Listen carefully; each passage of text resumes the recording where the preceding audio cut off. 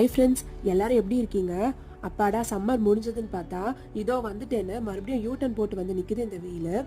இந்த வெயிலுக்கு ஏற்ற மாதிரி சிம்பிளாக டேஸ்ட்டாக வெண்டைக்காய் மோர் குழம்பு தான் இன்னைக்கு வச்சுருந்தேன். நான் மோர் குழம்பு எப்படி பண்ணேன்னு பார்க்கலாமா? ஃபஸ்ட்டு மோர் குழம்புக்கு தேங்காய் விழுது ரெடி பண்ணிக்கலாம். ஒரு மிக்ஸி ஜாரில் அரை மூடி தேங்காய், பச்சை மிளகாய் உங்கள் காரத்துக்கு ஏற்ற மாதிரி எடுத்துக்கோங்க. கொஞ்சம் மஞ்சள் தூள், சீரகம், ஒரு சின்ன சைஸ் வெங்காயம் சேர்த்து நல்லா நைஸாக அரைச்சி எடுத்துக்கலாம். நெக்ஸ்ட் ஒரு கடாயில் எண்ணெய் விட்டு கட் பண்ணி வச்சிருக்க வெண்டைக்காய் சேர்த்து கொஞ்சம் உப்பு போட்டு நல்லா வதக்கி விட்டுக்கலாம். வெண்டைக்காய் நல்லா வெண்டைக்கப்புறமா அதை எடுத்து தனியாக வச்சுக்கலாம். அதே கடாயில் கொஞ்சம் எண்ணெய் விட்டு கடுகு, சீரகம், காஞ்ச மிளகாய், கருவேப்பிலை, பெருங்காயம் போட்டு தாளித்து நம்ம வதக்கி வச்சிருக்க வெண்டைக்காயை சேர்த்துக்கலாம். அது கொஞ்சம் நேரம் வதங்கட்டும். அந்த கேப்பில் ஒரு கிண்ணத்தில் கொஞ்சம் தயிர் எடுத்து அது கூட நம்ம அரைச்சி வச்சிருக்க தேங்காய் விழுது சேர்த்து கொஞ்சம் உப்பு போட்டு நல்லா கலந்து வச்சுக்கலாம். வெண்டைக்காய் ஃபுல்லாக குக் ஆனதும் இந்த தேங்காய் விழுதை சேர்த்து மீடியம் ஃப்ளேமில் லைட்டாக கொதிச்சதும் கொத்தமல்லி தூவி இறக்குனா சூப்பரான மோர் குழம்பு ரெடி. செஞ்சு பார்த்துட்டு எப்படி இருந்துச்சுன்னு